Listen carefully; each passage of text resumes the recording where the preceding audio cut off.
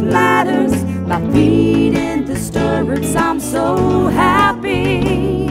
There's nothing like the sound of Carolina hoofbeat.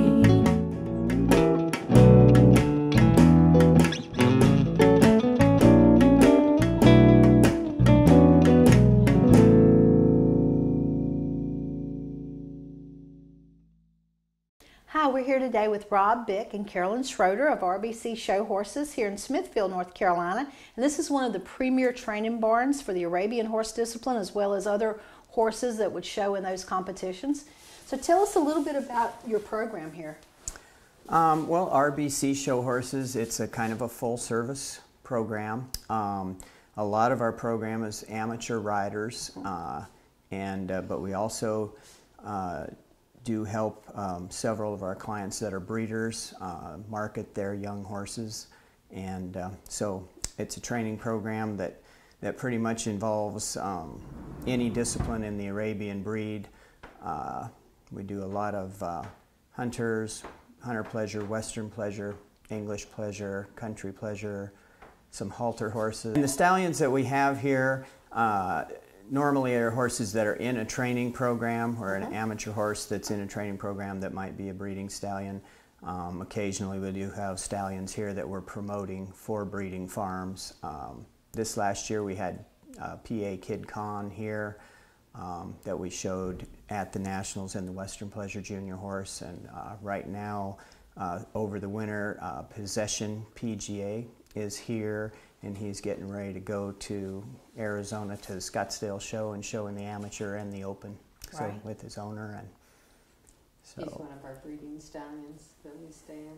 Okay, yeah. And then when folks have their mares bred, you guys help them market their babies and train their foals and get them ready for show season as well? Yes, we do. That's quite a service. And so as far as your riding programs and stuff, you guys have a good kids program here?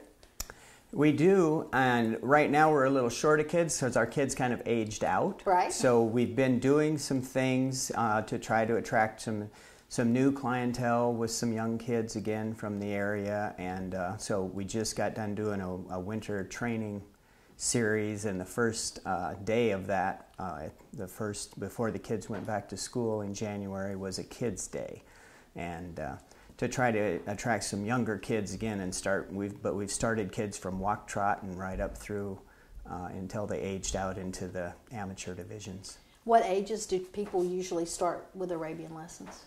You know, we've had them start as early as 7, 8, 9 years old, walk trot, and then go from there. This last year we did have a couple of girls that were twins that showed in the 13 and under, but they were from Louisiana.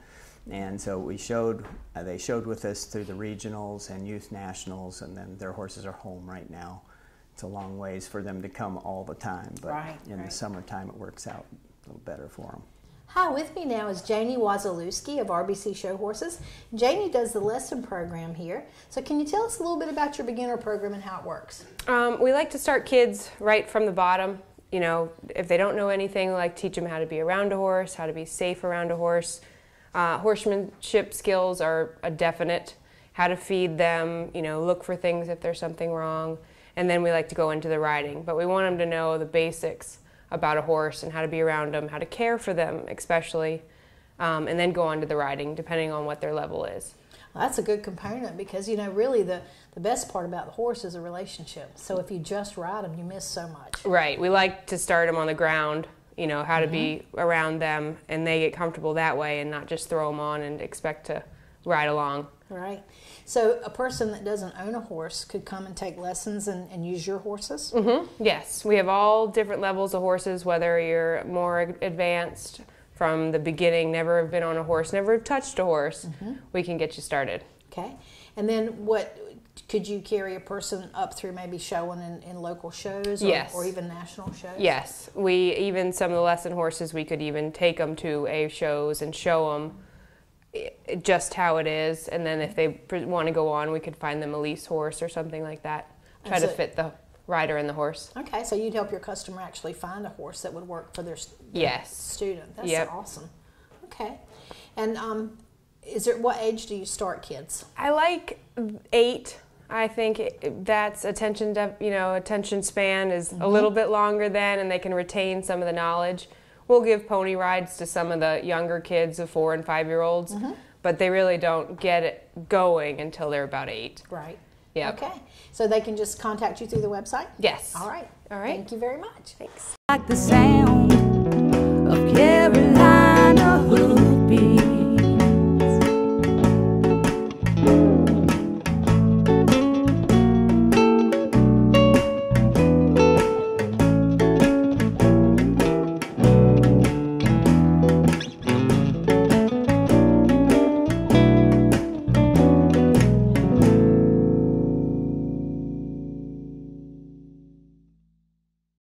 My name is Scott Brookins, and I am the owner of Brookins Construction and MD Barn Master of the Carolinas.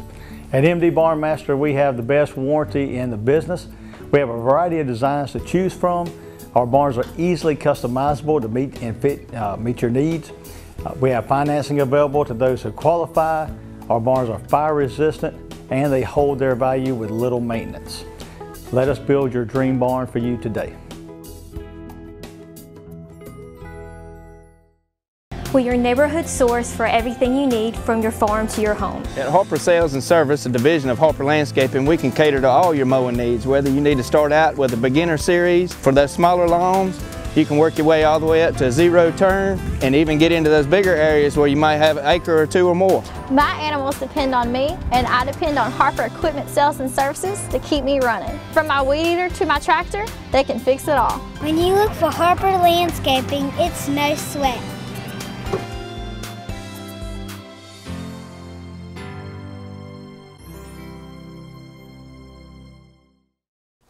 Do you only work with Arabians when you train?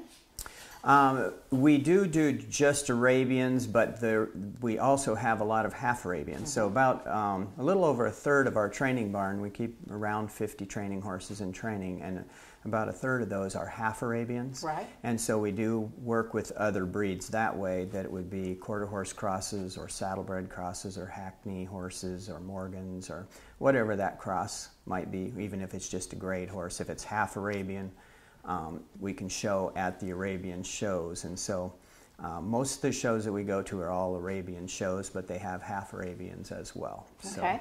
So you would take my horse and train it and get it ready for me to show, or you would show it for me, whichever way I wanted to go with that? That's right. And a lot of times people bring us a horse that they have been showing, and that they just want us to help tune it up. And if that horse has some habits or things that need to be worked on in the show ring, then sometimes we will show it for them some. And a lot of times, though, we will share showing an amateur horse, and sometimes it's just to help keep the horse honest or whatever at the show, that we'll show it some while they're showing it. Other horses we may never show. We just get it ready and meet them at the shows, and they show their horse. Right. You know, I always talk about the horses like, well, we start and you got to kind of knock the bark off before you can whittle it into something that's a little more polished. And those horses were a little rough around the edges, but you know, showed them where to get started. And that kind of a clinic, I think it really is a thing that we're giving them homework. I don't expect that they will do everything we did at that clinic in one day or 1 week. It might be 4 months homework with that horse, and then they might bring it back and we'll see how we're doing and go on from there, that kind of thing. I was very interested in the Arabian world. A lot of folks have stallions. They do. I love boys, and most of them are scared to death of the stallions, and nobody wants you to bring them ever anywhere. So I'm just curious about that. It's like a whole foreign country. I don't know anything about Arabian training and stuff. So. You know, I think Arabians is one of the breeds that the stallions are fairly mild-mannered, and the reason that a lot of people don't gild them is because the horses aren't hard to manage. And I think right now, you know, Possession PGA, which we used in the third clinic, in the finished clinic as the Western horse, he is so mild-mannered, and we used him for the lead line riders to ride around on, or I mean, he's a horse that you can basically ride with no hands and go around. If I step off, if there's 4 or 5 horses working in the arena, and I step off of him and walk away to go get a drink of water, he will stand there while the other horses ride around him, he won't make a peep. Yeah. But a lot of the Arabian stallions are so mild-mannered that you see more stallions in the Arabian breed as performance horses in particular. The halter horses are a little more jazzed up, so they're managed a little more by the professionals, but the riding horses are certainly, you see them a lot in the amateur classes.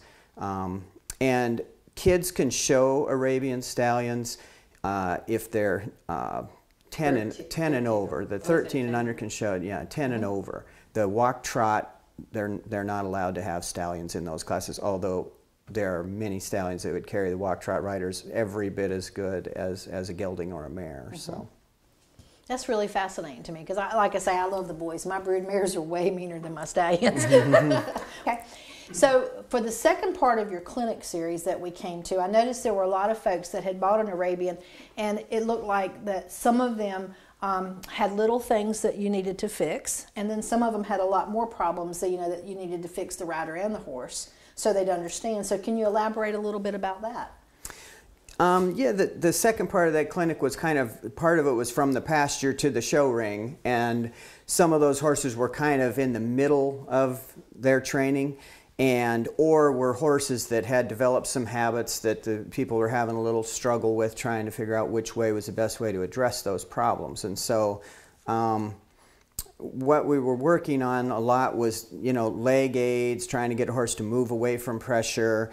And then some of the groundwork was things on getting a horse to be a little more docile and a little more humble, actually, for their riders, so that they were patient with their riders, and just a kind of a where to start to get your horse moving in the right direction. Right. And so that was kind of the, some of those horses then were kind of in the medium range, and a few of them were doing a pretty good job of getting a lot of things done well, and other ones had a few habits. I think we had one stallion that he was he was a little defensive about the bat, and moving his rear end up under him, and so he kind of wanted to push into your leg, and a little bit of posturing going on there that we worked on, just getting him to move away from leg and move forward properly. And once the horse starts to move in the right direction and realize there's a reward there, they tend to seek those comfortable spots. So that's kind of how that training works. Horses seek comfort. Yeah. So that's really good then. So you can give somebody a lesson from a very beginner who's never done it at all to somebody who's just having a few problems that need the kinks worked out. And then we moved to the third part of your clinic, which was the polished finished show horses. And I really enjoyed that series because you gave so many tips about showing that I think people needed to hear. So do you want to talk a little bit about that part of your services? Okay. In the clinic, I believe we presented horses, details. I am a very detailed orientated person. So the fit of the bridle, the look of the tack, what color of tack to put on, a white horse, or the fad in Western is the Harris light leather saddles, or we have a saddle maker in the Arabian breed, the dark leather Victor custom tack. What looks better on the horse, how to fit it better, right down to what show pad matches the rider's outfit, where to get quality clothes if you don't have a lot of money, and where to get quality clothes if you do have a lot of money, so that you can be the most polished look. Our Janey did the hair bun on how to get your hair as neat and tidy. I know that our hair is different than other breeds, and quarter horses and both hunter jumpers. It's a little bit different, but I think basically it is a neat, clean, tidy look. The best you can do. Well, there were some tips that you gave that were so important that people often overlook, like, the tailoring of your outfit, or where the noseband is on his face to make his head look longer or shorter. I mean, just those little details, they were outstanding tips for folks. Right, yeah. I know that you can buy used suits and used clothes. I think for that day I happened to wear my bigger chaps that I had, and I was able to pull up a whole bunch of slack out of it. so that, you know, they can be skin tight, they can be very clean and tight looking.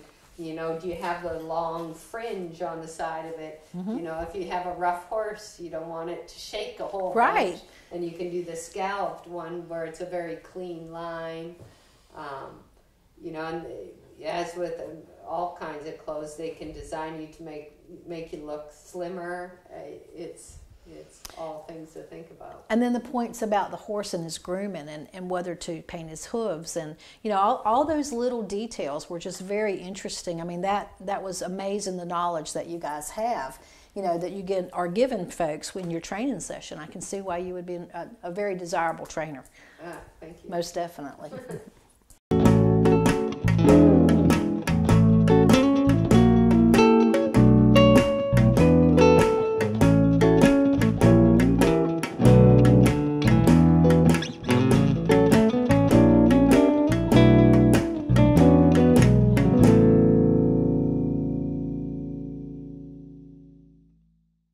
People from around the Triangle come to Carolina Barbecue of Garner off Highway 70 because they know what they'll get. Authentic Eastern North Carolina chopped barbecue, Southern fried chicken, hush puppies, Brunswick stew, and more. But did you know that they'll come to you? For your next backyard party, company event, graduation party, weddings, rehearsals, or any other occasion, you bring the people, and Carolina Barbecue of Garner will bring the pig. Call 773-0222. Follow me to Carolina Barbecue.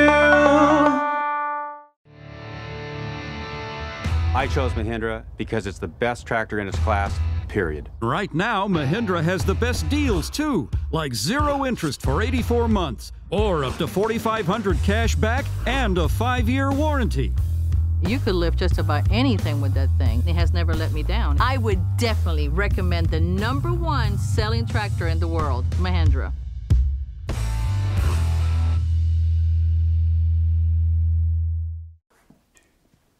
Some of more of the interesting points that you mentioned in the series and that we'll have playing behind us is the collection and forward motion. Can you talk a little bit about forward movement and what that is? Yeah, Carolyn and I's idea of forward motion, it really doesn't have to do with speed. It has to do with impulsion and collection. And to me, it's the position of a horse's hind leg. If your horse's hind leg is getting closer to his head, he's in a gathered state. And so we pay a lot of attention at how to control that hind leg and get the hind leg moving up under the horse. And you know, that's to me is the definition of forward, is how far can you get that horse's hind leg to step under that horse's body, and then contain that collection and manage the horse and have it in a relaxed state at that same time that he's engaged to move up under you. And that is true in any discipline, whether it's the Western pleasure, the hunter pleasure, English, the park horses that trot real high. You know, the farther that hind leg gets under, the more able to get light and soft in the bridle. Right. To me, really a lot about getting a horse light in their face is all about how they balance off their hind leg. If they're balanced on their hind leg, they're going to be soft in the mouth. So we try to think about working a horse from the hind leg forward, up under you, and a lot of our leg making their leg move up under us. So that's kind of our idea of what forward movement is, and in working toward collecting that horse. And you did a demo when you got down and showed us about getting up. Can you explain that? Well, to me, it's a very simple concept. It's very hard to lift yourself up, or for a horse to lift his front legs and get light in his frame and his shoulders. If his hind leg is not in position, you know, you can jerk a horse up off the bridle, but if you don't put their hind leg under to support them, they're going to fall right back down and be heavy on their front end.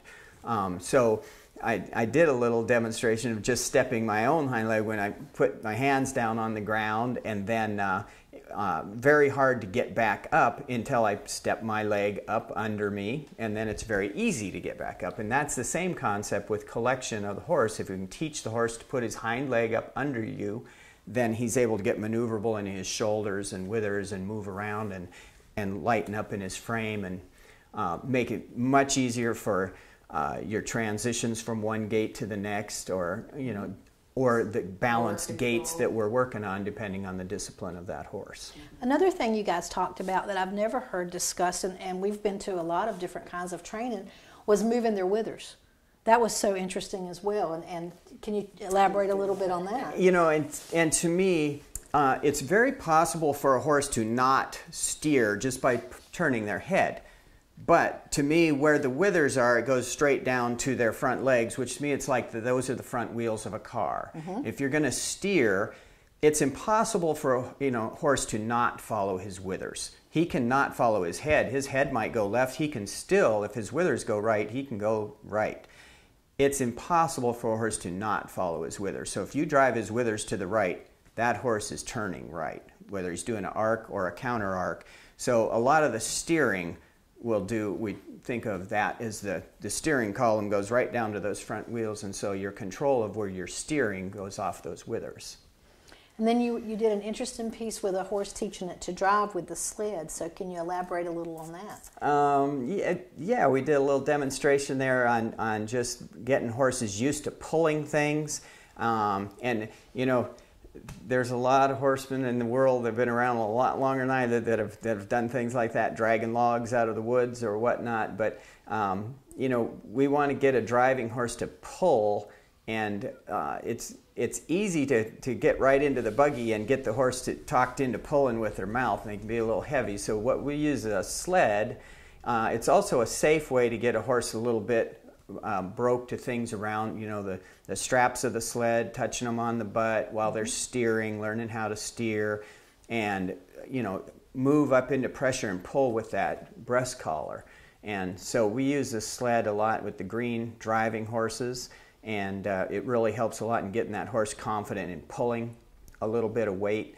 And it kind of makes the buggy a piece of cake, you know. Yeah. It also is a very good conditioning exercise for some of those horses to pull that sled a little bit. So it's a handy tool. That particular sled Grant's brother made for us for a Christmas present a couple years ago, and it's a little bit nicer than the sleds. I always used a tire or something, Right. you know. You don't have to have anything fancy. You can tie a rope to a tire, a couple ropes, and drag something, but he made us a cute little sled that we could sit on or stand on, do a little surfing if we were getting ourselves in shape. So it's a lot of fun, and it's also a very helpful training tool. Right. So.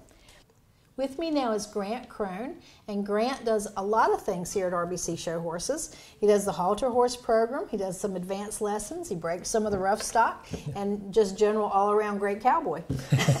So tell us a little bit about your advanced lesson program.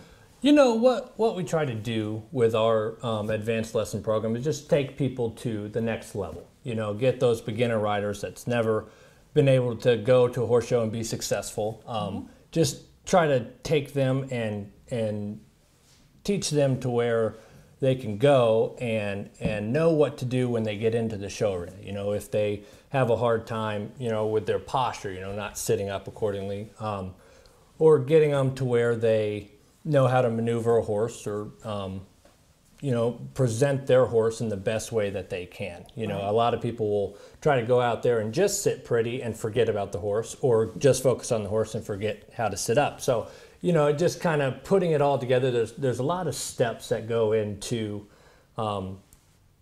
showing a horse, and so, you know, it's a lot to remember, and sometimes when you go to show, you get flustered and you forget to do this or forget to do that, and so it's just a little bit of repetition to remind those people of what they need to do when they get into the show ring to be successful. Right. So that would be a good program for somebody that maybe has been showing open shows and wants to step up a notch. Absolutely, it sure would be. Okay. Sure would be. And tell me a little bit about your halter horse. The Arabian halter horse is, in my opinion, the prettiest halter horse that there is. Of course, I am a little biased, but our horses are judged on their conformation, which is what every breed's halter horse is judged on. And what we would like in the Arabian horses are like them to have a smooth top line, a really curvy neck, pretty typey head, big eyeballs, a tail that comes up out of their rear end nicely and doesn't just go straight down, where a quarter horse would be a little more, right. You know, their tails are tucked a little bit more. Long, straight legs, and a lot of good motion, so where they have nice fluid motion when they're trotting around out there, where they take a nice fluid stride and just look comfortable trotting around. Right. So halter horse is really about making them pretty and elegant. Absolutely. It's about taking a pretty horse and making them look the best that they can be. Right. Or even a not so pretty horse and making them look much prettier than they really are. Right. So it's about just showing the best qualities of your horse is what halter's about. So. Okay. And do you accept, do people take lessons to learn how to show halter? Because I know you have to teach the horse what to do and all. Sure do, yeah. And so, you know, when we get clients who have never showed halter before, who buy a horse that's pretty enough to show, what we'll do is we have a couple of trained halter horses here that we let them practice with. Right. You know, because if they were to go and practice with their horse that's not trained yet, then they could, you know, teach the horse bad habits before it has a chance to learn how to do everything correctly. So. Right, because when you're showing them halter, they have to stand stacked up and pretty and, absolutely, and in the right posture. And hold still. Right. You know, they need to learn to go and set their feet where they stand there and look at you and look pretty without moving around the whole time. Because you got the judges are walking around judging the horse, and if the horse is constantly moving around, it makes it a little harder for the judges to do their job, and so sometimes they'll just mark you off to get you out of their way, you know. So it is definitely good for your horse to be able to go out there and stand still while it's being presented. So. All right, well, thank you for sharing that information. You're very welcome. Hi, I'm from RBC Show Horses. We are located in Smithfield, North Carolina. We offer all levels of training from the young baby to the top of the line show horse. We are welcome to clients with their performance horses. We'll help you from the beginning to the end. Please come to our farm anytime. You can visit our website for more information. This is Paul Dunn from Mule City Feeds. We've been delivering horse feed to eastern North Carolina since 1981. And not only have we been delivering it, we've been leading the industry so far as compliance with state North Carolina and giving the best quality product possible. We test everything that comes in from the local farmers. We do quality assurance and we deliver the product. Give us a chance. Your neighbor's giving us a chance. We'd like to have your business here at Mule City Feeds.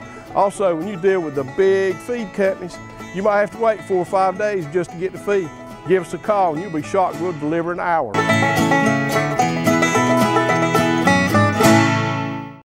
Carolina Hoofbeats is brought to you in part by Newcomb Quarter Horses. Newcomb Quarter Horses with over 40 years experience. Find out how we can help you today. NewcombQuarterHorses.net. And also by Carolina Hoofbeats Magazine, a free publication about the horse industry in North Carolina. Catch up on the latest issue at CarolinaHoofbeats.com. And also by Southeast Equine Magazine, a free publication about the horse industry in the southern United States. Sitting high in the saddle, nothing else matters. My feet